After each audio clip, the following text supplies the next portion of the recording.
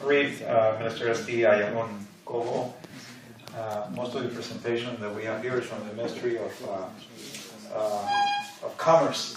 So there are a lot of things that he's going to relate to and get to know Panama. Ambassador Alice Urieta has been an extraordinary host of this mission here in Israel.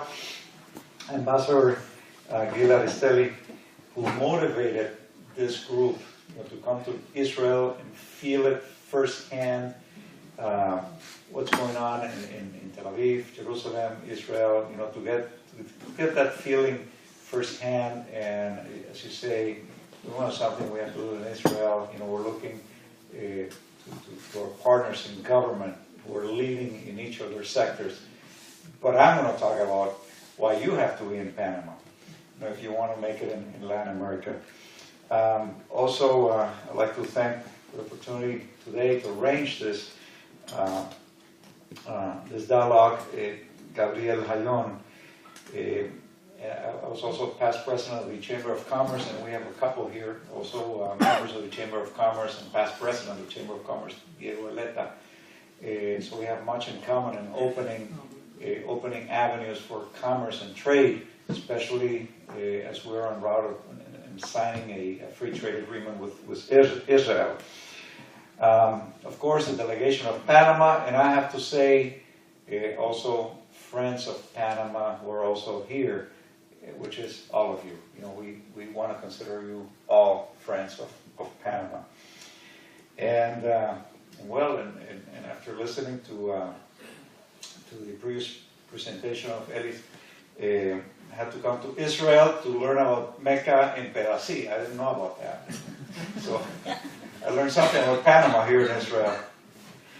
I'm going to talk about the economic perspective of foreign direct investments. I presume you're a different sector, so I'm not going to concentrate so much on technology, but about what Panama has to offer and why Panama is a gateway for the Americas. And we're taking that seriously. Now, I'll have a break for 3 minutes. I'm going to show you a video of what Panama is to introduce. Millions of years ago, Panama emerged from the oceans in the center of the world to connect the countries of the American continent and to serve humanity. The cultural and ethnic diversity of our country makes it a unique tourist destination filled with interesting attractions. Only a short distance separates the two oceans that bathe the shores of Panama, allowing you the singular experience of eating breakfast on the Caribbean coast and then dining on the Pacific, all in the same. Panama is one of the world's most stable economies, underpinned by the large investment in infrastructure to expand the Panama Canal and build new international airports, which attracts multinational banks and major companies. In this city, business and pleasure always go hand in hand. Skyscrapers tower over the financial center, the region's biggest and one of the largest in the world, in stark contrast with the legendary Old Town, a World Heritage Site that draws tourists and residents alike to its restaurants, bars, and handicrafts. The capital city is alive both day and night. The activities put on by the most prestigious international hotel and casino chains are just part of the entertainment options in this cosmopolitan city. Panama is truly a shopping paradise, stocking the most famous global brands in modern shopping centers, but at prices you won't find anywhere else. Amid this exciting metropolis stand the ruins of Old Panama, the first city built by the Spanish on the Pacific coast nearly 500 years ago.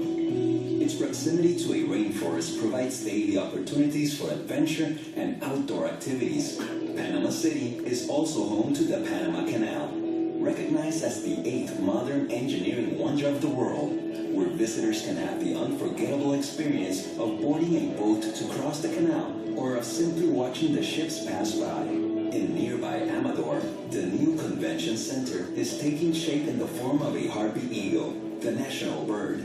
This world-class facility will provide the city with an additional venue to host major international events under high standards of technology and sustainability. Next door is the Biodiversity Museum, designed by the renowned architect Frank Gehry to show how Panama contributed to the world as a bridge of life. 8 galleries narrate the origin of the Isthmus of Panama and its enormous impact on the planet's biodiversity.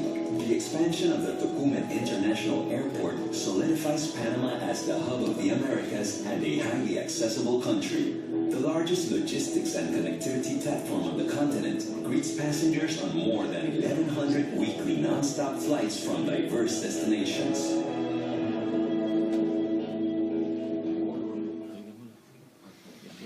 Well, that's a bit about Panama, and it's a stable country, short distance away from many countries in Latin America. When we travel to different forums in Latin America,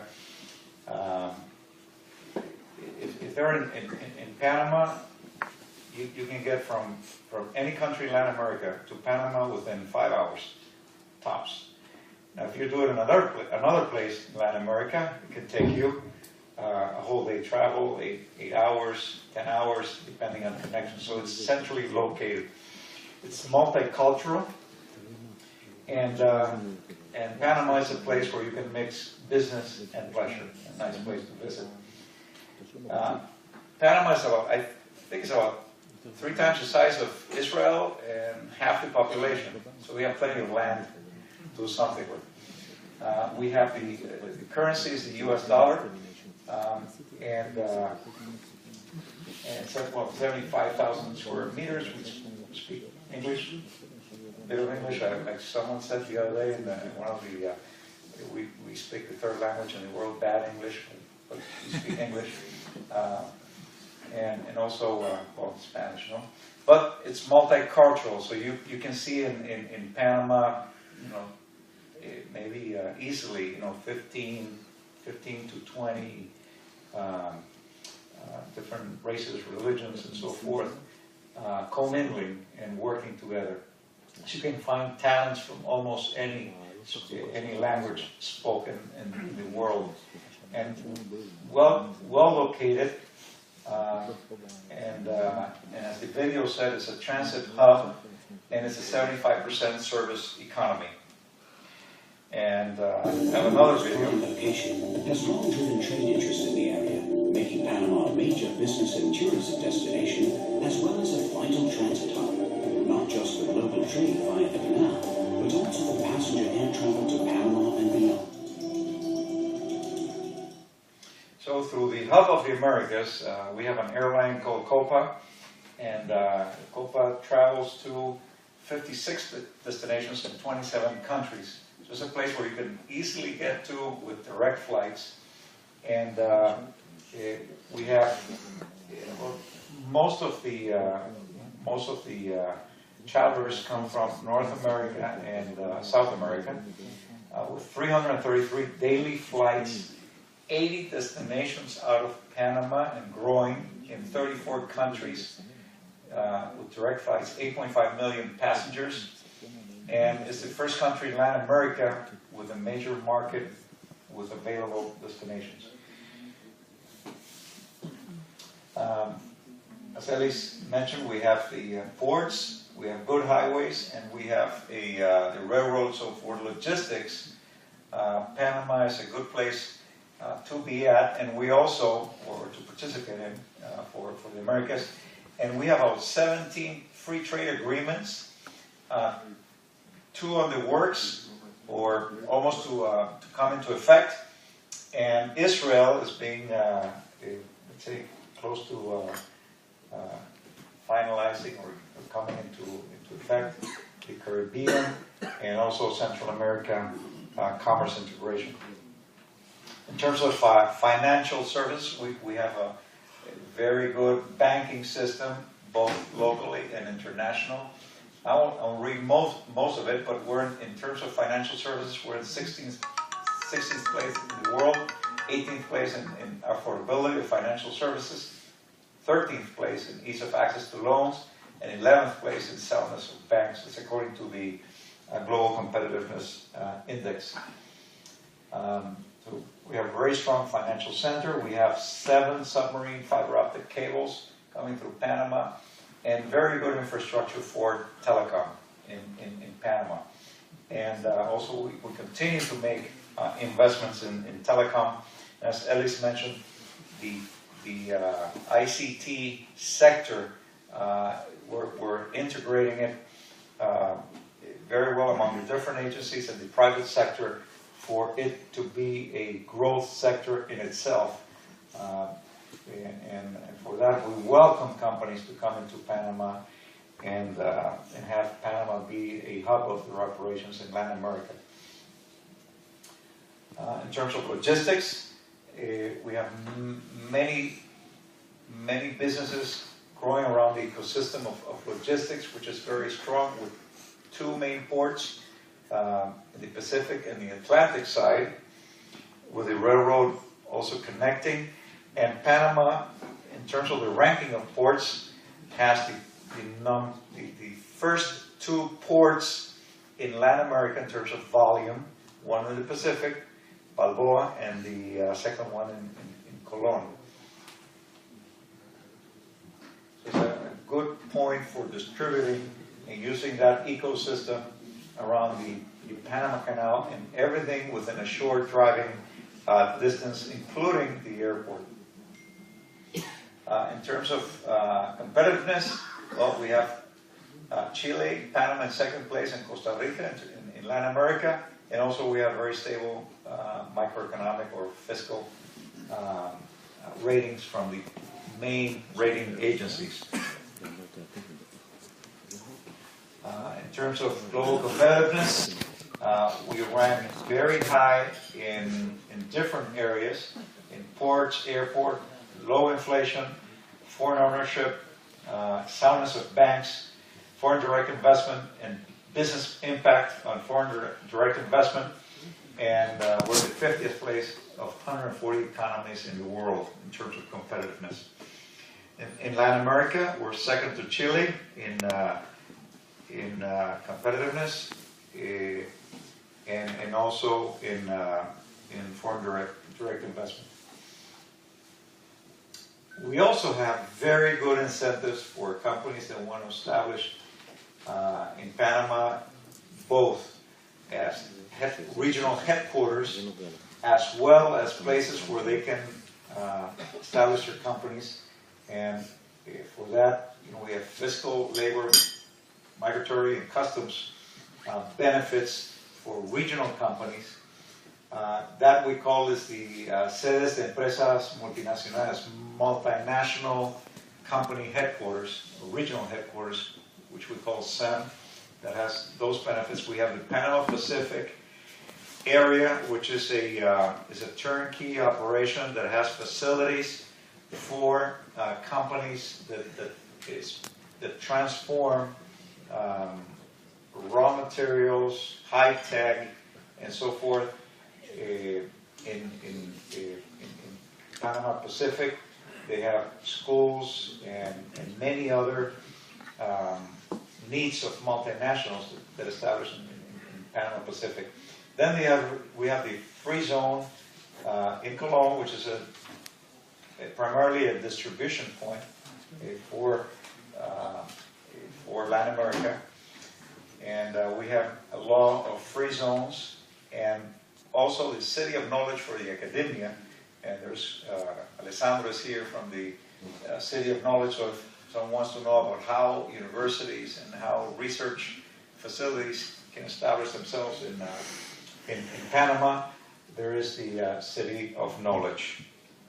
I think he's going to talk a bit about that. We have more than 110 multinational companies. Here is just a representative group of global MNCs that are established in Panama, which by themselves, they started with sales, accounting, administration, and now they're vertically integrating with distribution, and even in the case of Dell, which I'm going to talk about further, Dell is getting into more high value use of resources. They're going to announce pretty shortly a command center, and most of it with Panamanian employees. 98% of their human resources is Panamanian. That means that we have a talent to do high value, or present high value solutions regionally. And so that's Dell, which continues to expand. And also recently, Huawei expanded its facilities for distribution out of Panama. They started in 2008, and by now they have their 6th distribution center in Colón, in the Colón Free Zone. And out of Panama, they manage Latin America and the Caribbean. They started with Latin America in 2011, and 2013, the Caribbean. Panama also has an economy that is growing. And it's the #1 growth in the region, 6.2%. Per capita, the 5th country in Latin America with per capita, income per capita, or GDP per capita. Also, we have a constant, GDP growth per year, and foreign direct investment continues to grow in Panama. Very attractive. 45% of foreign direct investment coming into Central America is invested in Panama. And in terms of Latin America foreign direct investment, we are the 7th country to receive foreign direct investment. In terms of foreign direct investments, ICT, or Information and Communications, received 8% of the foreign direct investment as per, I think, 2014 figures.